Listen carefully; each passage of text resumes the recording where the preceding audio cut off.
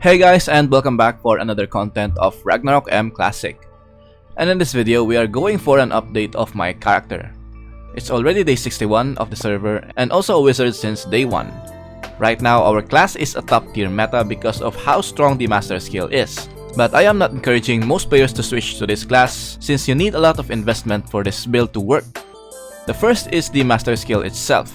To make it effective and have an impact for all dungeon runs, you should at least invest around 130M Zenny. If you can't afford to spend that much, just rather stay on your job class and invest in gears. Lapakgaming is the most affordable top-up site that has a guaranteed safe transaction with a 10 times money back guarantee.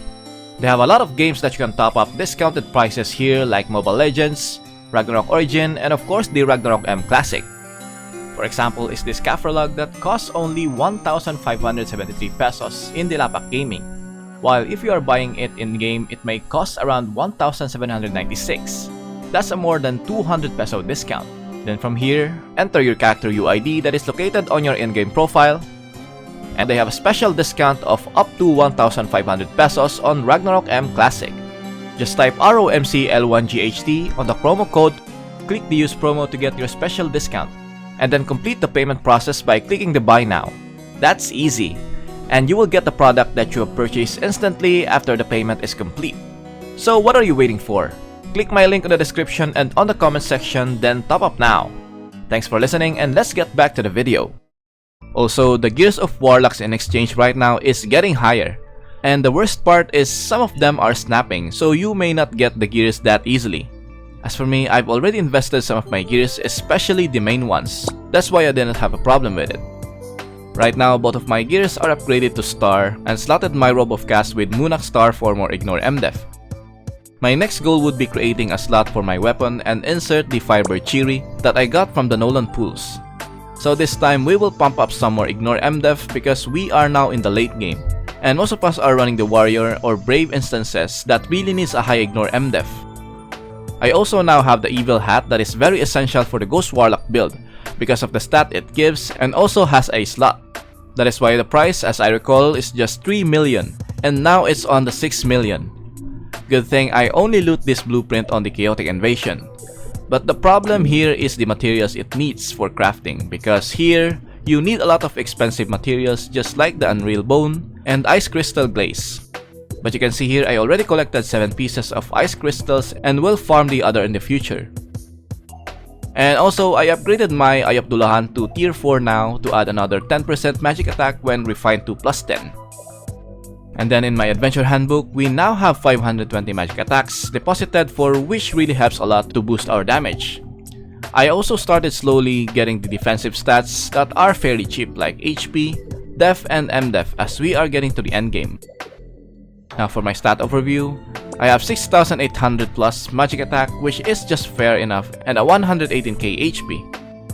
My magic pen currently is 13%, but if we buff as usual, we can get 20% more. Negative VCT is still 40%, magic damage is 68%, magic damage increase is 63%, and then ignore MDef is 113%. Then here are my elemental damage. For the skills, I might reset this preset and create a new one that can cater much more efficient skills. I may remove the Tetra Vortex as it is pretty much underwhelming in PvE, just good for PvP. My present currently is a hybrid Meteor and Ghost skills, and this is what I am using in most cases, especially in Guild War, where I like to bomb multiple targets in an area with Meteor Storm and pick up some fleeing targets with the White Imprison. It's great to have more options when doing GVG than just spamming Meteor Storms or Chain Lightning to stun targets. I will update my Warlock guide soon with this hybrid build, so you better stay tuned.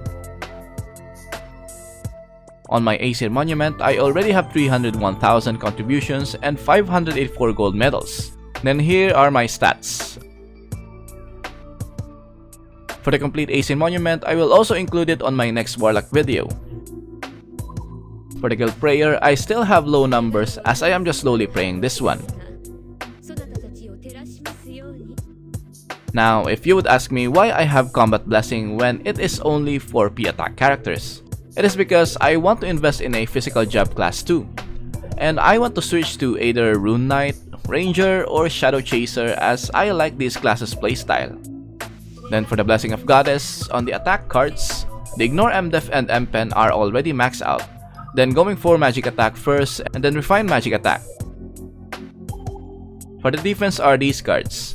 I focus more on the M damage reduction and magic damage reduction. Then for element, I slowly invest each of them in level 10. As of now, I only ignore Holy, Poison, and Dark.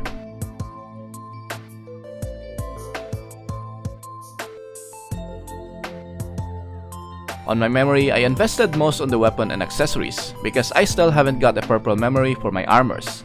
And the attributes that I am rerolling is the Ignore MDef for the attack word.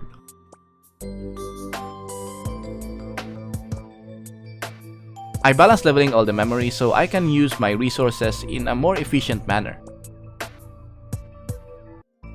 Then we have the event that is the Deep Sea Water Drop. This might be optional if you have some Zennies. Every day, a quest will give us 20 water droplets, and what I can advise is to buy all the headwears that cost 5 water drops and 768k Zenny. Why would you do it?